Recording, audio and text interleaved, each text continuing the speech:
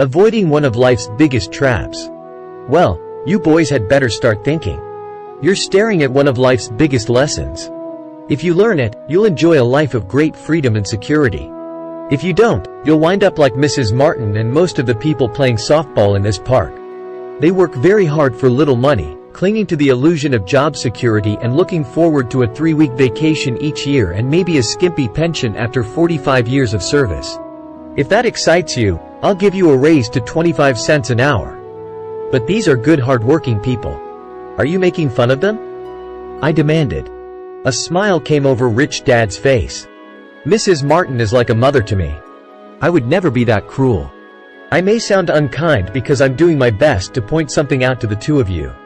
I want to expand your point of view so you can see something most people never have the benefit of seeing because their vision is too narrow. Most people never see the trap they are in.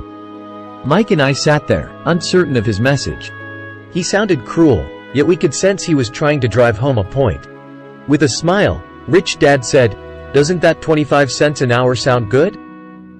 Doesn't it make your heart beat a little faster?" I shook my head no, but it really did. 25 cents an hour would be big bucks to me. "Okay, I'll pay you $1 an hour," Rich Dad said, with a sly grin. Now my heart started to race. My brain was screaming, "Take it! Take it!" I could not believe what I was hearing. Still, I said nothing. "Okay, $2 an hour." My little brain and heart nearly exploded.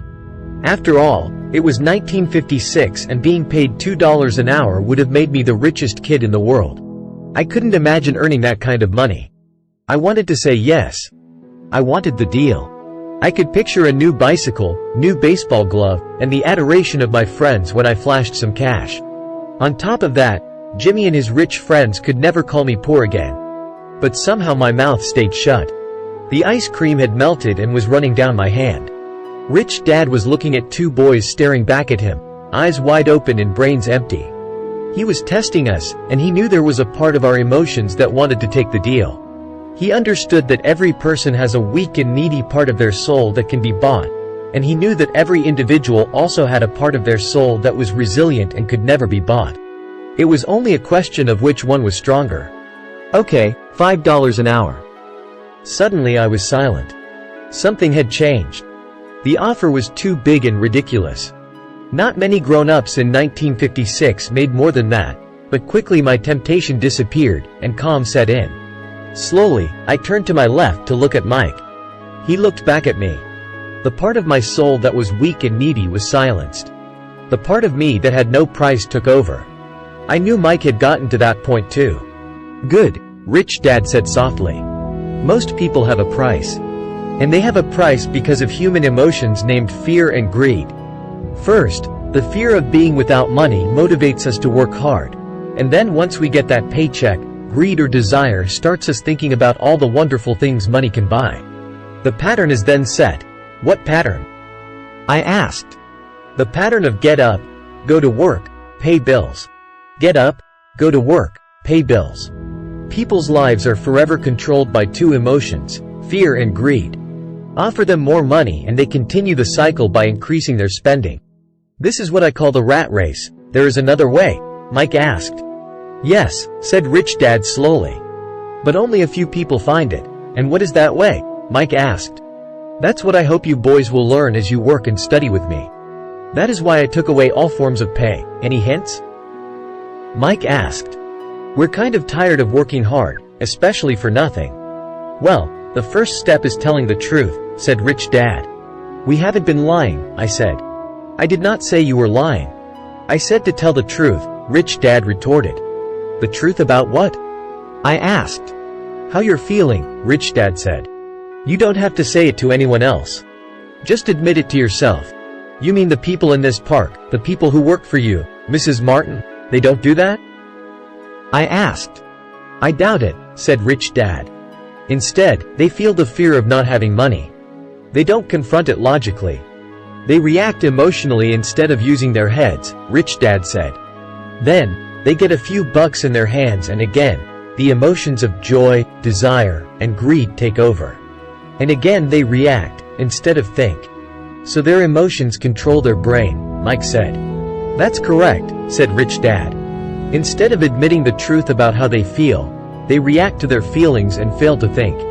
They feel the fear, so they go to work, hoping that money will soothe the fear, but it doesn't. It continues to haunt them, and they return to work, hoping again that money will calm their fears, and again it doesn't. Fear keeps them in this trap of working, earning money, working, earning money, hoping the fear will go away. But every day they get up, and that old fear wakes up with them. For millions of people, that old fear keeps them awake all night, causing a night of turmoil and worry. So they get up and go to work, hoping that a paycheck will kill that fear gnawing at their soul. Money is running their lives, and they refuse to tell the truth about that. Money is in control of their emotions and their souls. Rich Dad sat quietly, letting his words sink in. Mike and I heard what he said but didn't understand fully what he was talking about. I just knew that I often wondered why grown-ups hurried off to work. It did not seem like much fun, and they never looked that happy, but something kept them going. Realizing we had absorbed as much as possible of what he was talking about, Rich Dad said, "I want you boys to avoid that trap. That is really what I want to teach you. Not just to be rich, because being rich does not solve the problem, it doesn't?" I asked, surprised. "No, it doesn't. Let me explain the other emotion, desire. Some call it greed, but I prefer desire. It's perfectly normal to desire something better, prettier, more fun, or exciting. So people also work for money because of desire. They desire money for the joy they think it can buy. But the joy that money brings is often short-lived, and they soon need more money for more joy, more pleasure, more comfort, and more security. So they keep working, thinking money will soothe their souls that are troubled by fear and desire. But money can't do that. Even rich people do this?" Mike asked. "Rich people included," said Rich Dad. "In fact, the reason many rich people are rich isn't because of desire, but because of fear.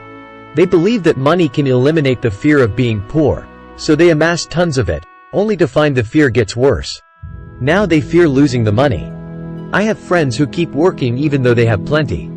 I know people who have millions who are more afraid now than when they were poor. They're terrified of losing it all. The fears that drove them to get rich got worse. That weak and needy part of their soul is actually screaming louder. They don't want to lose the big houses, the cars, and the high life money has bought them. They worry about what their friends would say if they lost all their money. Many are emotionally desperate and neurotic, although they look rich and have more money.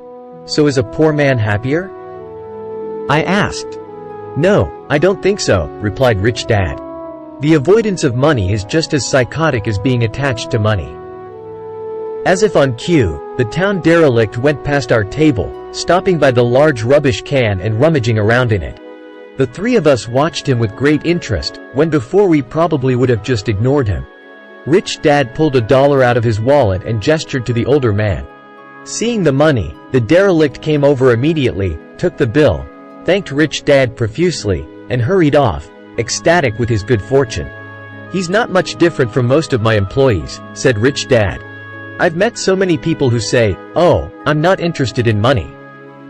Yet they'll work at a job for 8 hours a day. That's a denial of truth. If they weren't interested in money, then why are they working?" That kind of thinking is probably more psychotic than a person who hoards money.